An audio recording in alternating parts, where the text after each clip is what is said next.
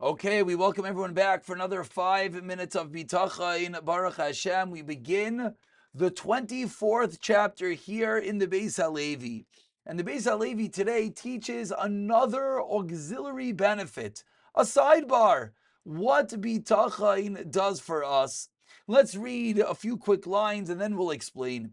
Says the Bais Halevi, V'hine mimidas Bitachon, the midah Bitachon, levad mitzvah zu atzma. Aside from the fact that it's a mitzvah, which we've spoken about in the past. That was his original introduction to the whole concept of bitachon. The Bais Halevi taught us, let's remind ourselves, it's a mitzvah, it's a commandment. Let's remind ourselves of that first mashal we learned.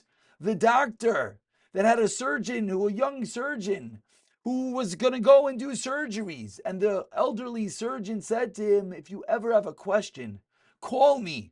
And of course, the inexperienced surgeon didn't listen on day one. And it was a horrible surgery.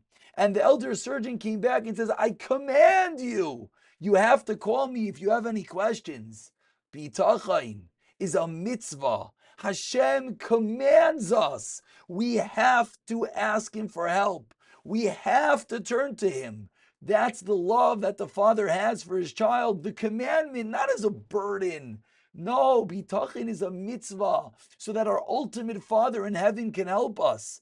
But now the Bais Halevi adds on to that, and he says, "Levan mitzvah zu atzma." Aside for what we just spoke about, oid yoytzeloi teyelis. There's another benefit of bitachon. What's the next benefit?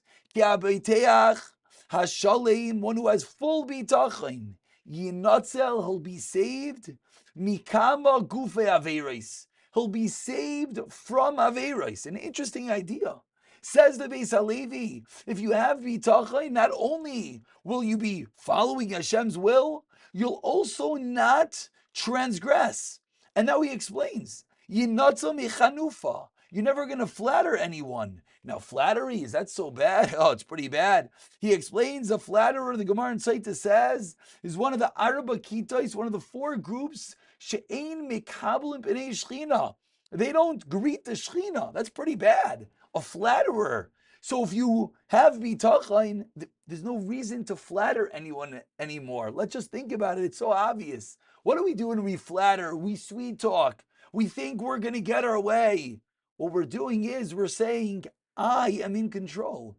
I'm going to figure out a way to get you to agree to me. I'm going to finagle. I'm going to sweet talk. I'm going to say things that aren't so truthful. That's Hanifa. But wait, once we realize, one second, sweet talk, not sweet talk, who's the one that decides at the end of the day if I'll get that raise? Who decides what's going to happen? It's not me. It's all up to Hashem. So the bitachon dictates that there's no reason to have Hanifa, there's no reason to sweet talk, no reason to flatter. And then we're saved from all the evils that come with it. And he continues and he explains, you know what else is bad about flattery? Is you make your mouth something disgusting. You make your mouth something that Hashem doesn't want to listen to. Hashem says, that mouth that talks that way, that you make up lies, that you say things not truthful, I don't want to listen to you. I'm going to listen to your tefillos? No way. So if we think about it, when we have bitachon, when we realize Hashem is in control, when we understand a little bit more each and every day that He is that which makes things work, it will then allow our tefillos to work. It's a little bit of the back door. But then it makes that our mouth is going to talk better. We're going to act better. We're not going to be so reliant on the way that we do things. So then when we daven a Shemon Esrei, then when we say a kapitel of Tehillim, then Hashem says, a person that knows I'm in control, I want to listen to him. And on the bottom of here of David Sutton quotes a beautiful mashal from the Chafetz Chaim. The Chafetz Chaim says, you know, you can be saved from lashon hara, saved from bad talk, bitachon. Why? He says, I'll tell you a simple mashal. We have two children. A father gives each one a candy. And one kid goes over to his brother, hits him, grabs his candy, and runs away. So the one that lost his candy is all upset. But instead of fighting with his brother, he goes back to his father and he says, Dad, I know you don't want me to fight. So instead of getting upset and fighting with my brother, I'm coming to tell you he took my candy. Can I have another one? The father is so excited. Father realizes, you know that I'm in control? You know that I'm where it all came from? No problem. And he gives him even a bigger candy. The more we realize that all our candies, all our money and our health and our issues, it's all going to be solved from Hashem. So then when we turn to him, then when we ask him, then of course he wants to give us more and more.